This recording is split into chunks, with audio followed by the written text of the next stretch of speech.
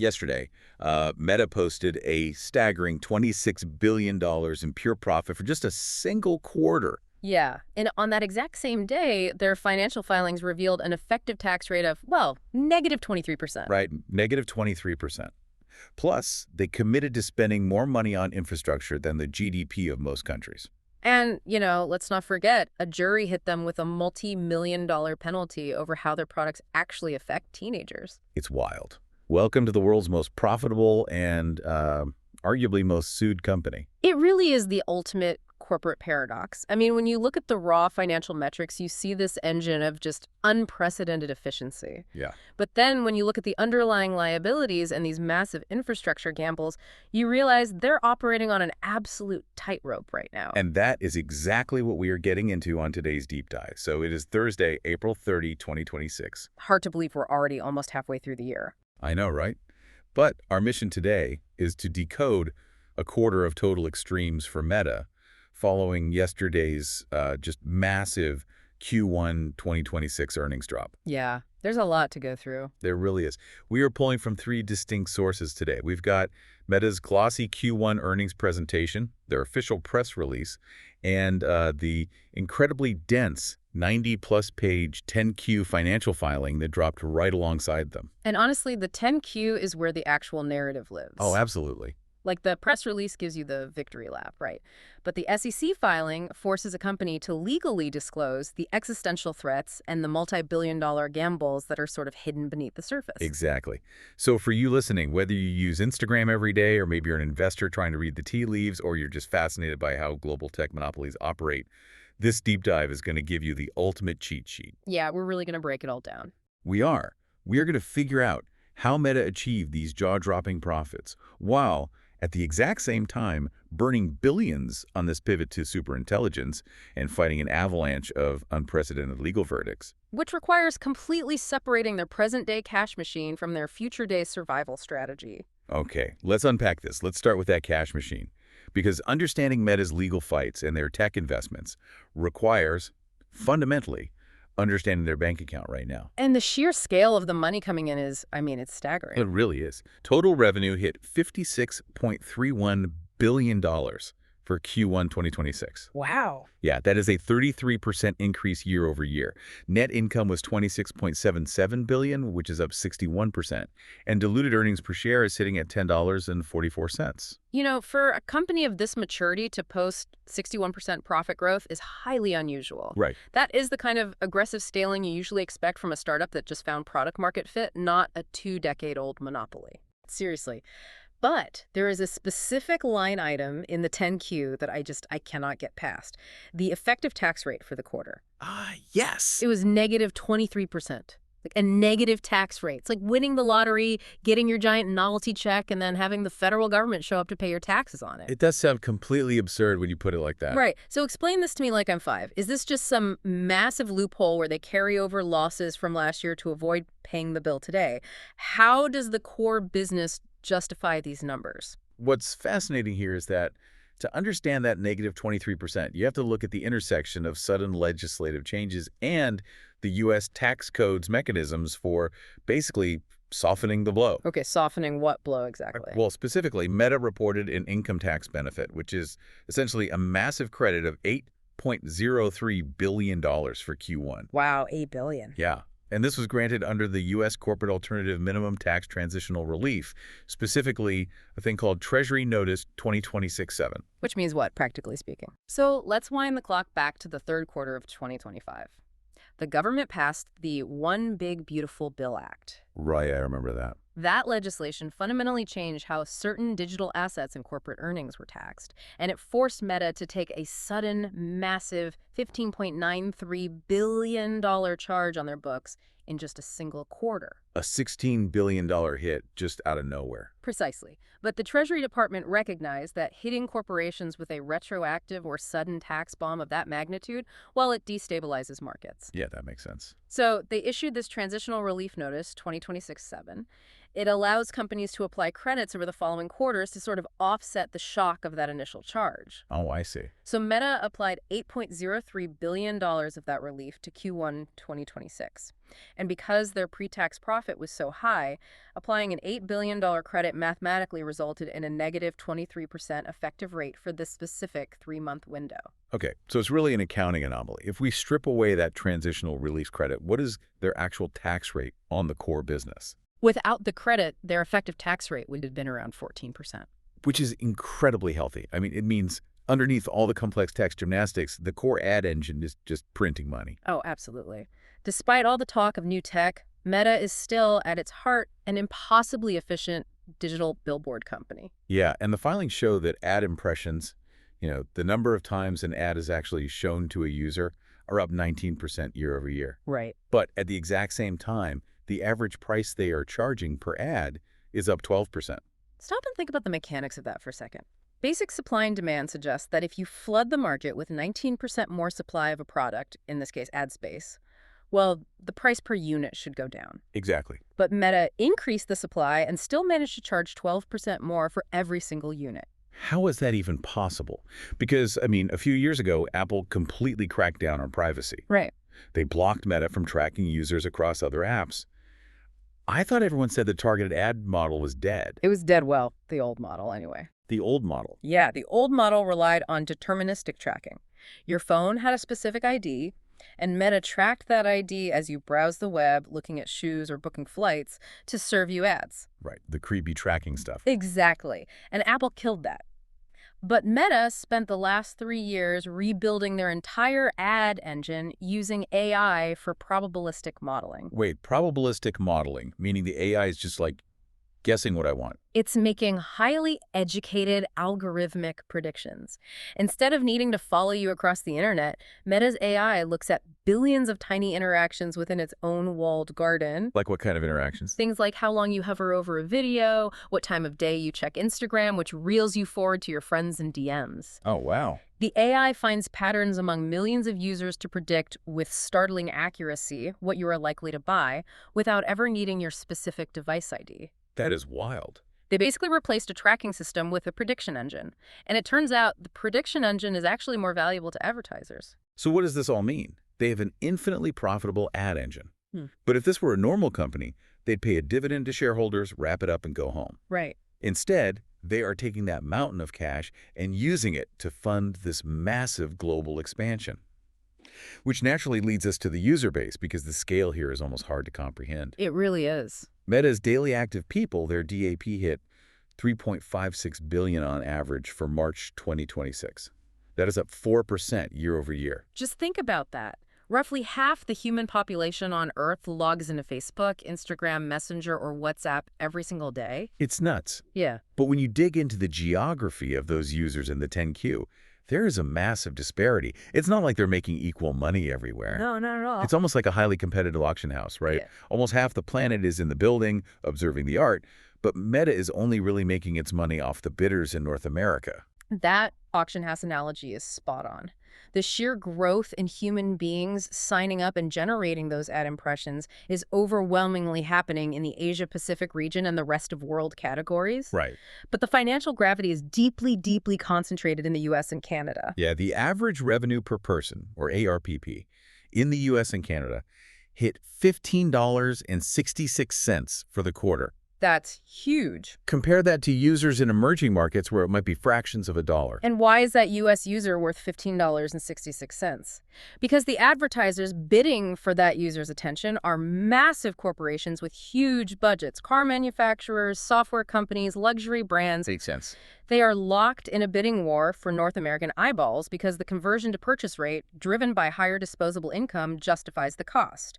Meta is essentially monetizing the purchasing power of the West to subsidize the free communication infrastructure for the rest of the globe. But there is a crucial detail hidden in these user metrics that shows the armor might be cracking just a bit. Wow, yeah. While the year-over-year growth was 4%, the filings explicitly note a slight quarter-over-quarter decline in daily active people. And the explanation for that decline is where things get genuinely concerning. The 10Q explicitly blames the dip on geopolitics. Wait, geopolitics? Yeah.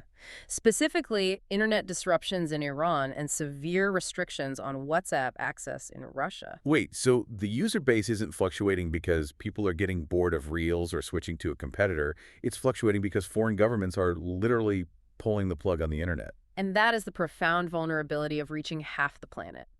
Meta is so large that consumer preference is no longer their primary growth barrier. Wow. When you operate at a scale of 3.56 billion people, your growth metrics are directly tied to global internet infrastructure and the political whims of nation-states.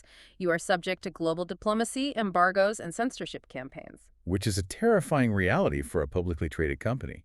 You can engineer the greatest app in the world, but you can't engineer your way out of a sovereign nation turning off the fiber optic cables. Exactly. So they have saturated the human population, and their core business is this cash printing prediction engine. Why are they suddenly pivoting the entire identity of the company? Because they recognize the geopolitical ceiling we just discussed, and they believe the next paradigm isn't social media at all. Here's where it gets really interesting. Let's look at the quote from Mark Zuckerberg right at the top of the press release. He says, "We're on track to deliver personal superintelligence to billions of people." Superintelligence. Yeah, and he mentions the release of the first model from Meta Superintelligence Labs. Superintelligence. That is a massive escalation from just artificial intelligence. It is a deliberate shift in rhetoric, for sure. Superintelligence implies systems that don't just assist you, but operate at cognitive levels vastly superior to human capabilities across every domain. That sounds expensive. Oh, getting there requires a capital expenditure that defies logic. Yeah, because Reality Labs, their hardware and VR division, like the old Metaverse engine, is still bleeding cash. They posted an operating loss of $4.028 billion this quarter alone, on only $402 million in revenue. That's a 10-to-1 loss ratio. Right.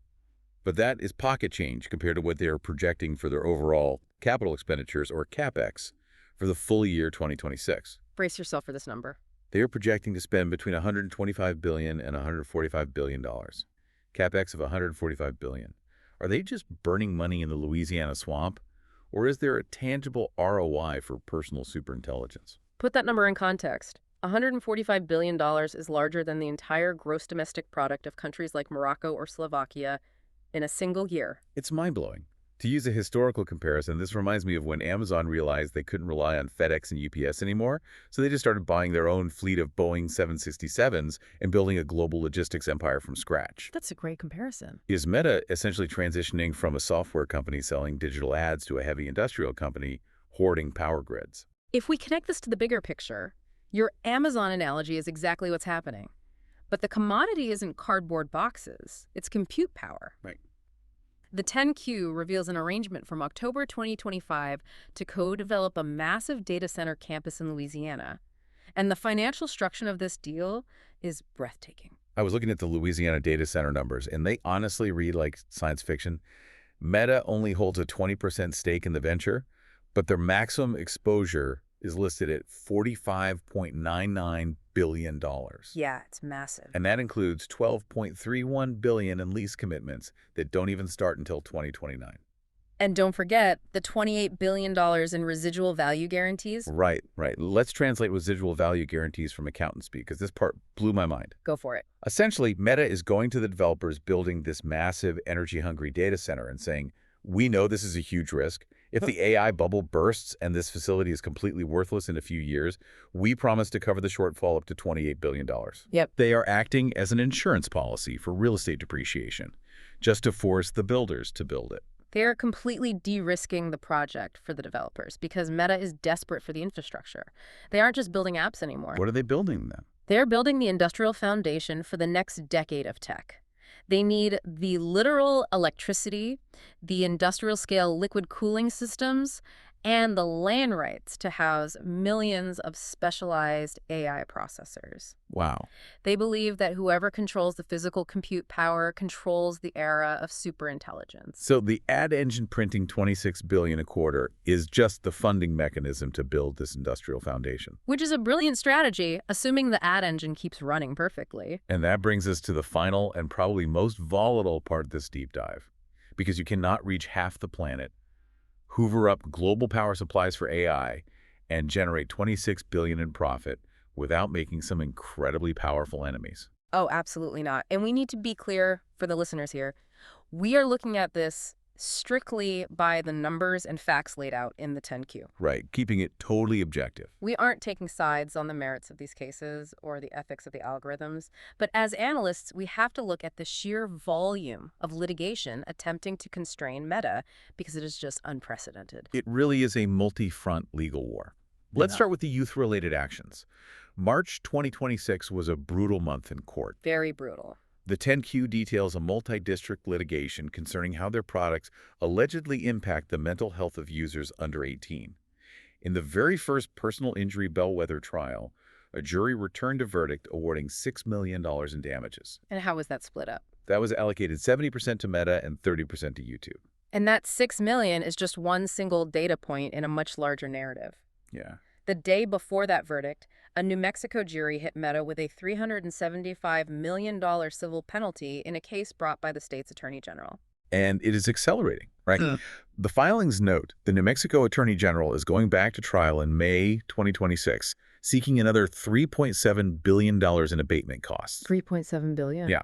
And then the school district bellwether trials are scheduled to begin in June 2026. So the states are aggressively coming after them. Then at the federal level, you have the Federal Trade Commission. The FTC antitrust fight has been a dark cloud hanging over them for years. This concerns Meta's historical acquisitions of Instagram and WhatsApp. Right. Now, the 10Q notes Meta actually won that trial in November 2025.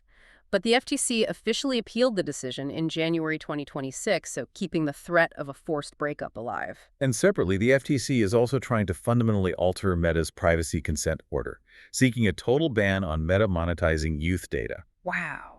And then you cross the Atlantic, and the European regulators are levying fines that literally look like phone numbers. Yeah, the European Commission fined them 798 million euros over alleged antitrust violations related to Facebook Marketplace. Unbelievable. And then they added another 200 million euro fine under the Digital Markets Act regarding their subscription for no ads model. And finally, because they are pivoting to superintelligence, they are now facing a massive wave of generative AI copyright lawsuits. Naturally. Cases like Cadre v. Meta, where authors allege Meta trained its AI models on copyrighted books without permission.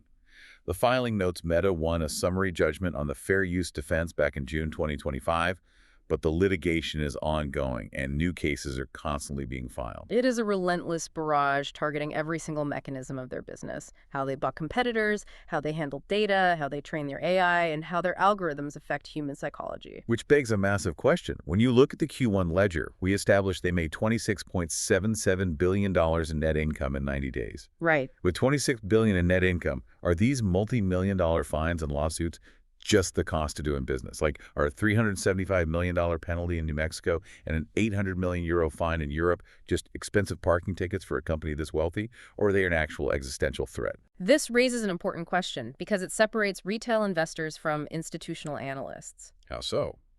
The financial penalties themselves are a drop in the bucket. They can pay $1 billion in fines out of the petty cash drawer without missing a beat. Yeah, true. The existential threat is not the monetary damages, it is the injunctive relief. Injunctive relief, meaning court orders that force them to physically change how the apps function. Exactly. When the FTC seeks to prohibit Meta from monetizing youth data, or when state attorneys general seek to force changes to the underlying algorithms that keep users engaged, they aren't asking for a check. What are they asking for? They are asking the court to break the machine. No. If regulators or juries successfully force Meta to turn off the probabilistic targeting mechanisms we talked about earlier, or force them to dismantle the engagement algorithms for 3.56 billion people, they break the core business model. They break the money printer. Exactly. And if the money printer breaks, you absolutely cannot fund the $145 billion in capital expenditures required to win the superintelligence race against companies like Microsoft and Google. Precisely. The legal battles are an existential threat to the future infrastructure bets, because those bets require the present-day ad engine to operate with zero friction. If the courts introduce friction, the AI ambitions just starve. It is incredible to look at the entire board like this. We've spent this deep dive unpacking the ultimate dichotomy of Meta in the first quarter of 2026. It's a lot to take in. On one hand, you have a company experiencing unmatched financial success. They have a prediction engine that prints money, reaching half the global population, generating just unimaginable wealth. Right. On the other hand, they are locked in a high-stakes gamble, committing hundreds of billions of dollars to underwrite nuclear-scale data centers, all while fighting a multi-front global legal war trying to restrict the very algorithms that made them rich in the first place. It is a company operating at the absolute limits of global scale, industrial ambition, and regulatory tolerance. So next time you casually scroll through your feed or send a quick message on WhatsApp, remember what is actually happening behind the glass. Yeah, it's not just an app. No, you are interacting with an entity that is spending hundreds of billions of dollars to build a global superintelligence, while actively battling state governments in court over the safety and legality of the very screen you're looking at. It really reframes what it means to just, check your phone. It really does. And I want to leave you with one final thought to ponder as we wrap up this deep dive into the source material. Let's hear it. We've talked extensively about the lawsuits Meta is facing right now. Litigation regarding how their current algorithms allegedly impact younger users. But think about the timeline of the legal system. Oh, man. We are still seeing active litigation in 2026 over the acquisition of Instagram, an event that happened in 2012. The legal system operates in years, while technology operates in weeks. Exactly. So what happens when those current, relatively simple algorithms are replaced by the personal superintelligence that Mark Zuckerberg is promising? That's a scary thought. If our regulatory systems are still fighting over a photo-sharing app acquisition from 14 years ago, how on earth will regulators, parents, and society govern an AI designed to be your personal, highly persuasive superintellect? The technology is evolving at a pace that makes the laws meant to govern it obsolete before they're even written. Exactly. Something to think about. Thank you for joining us on this deep dive. We'll see you next time.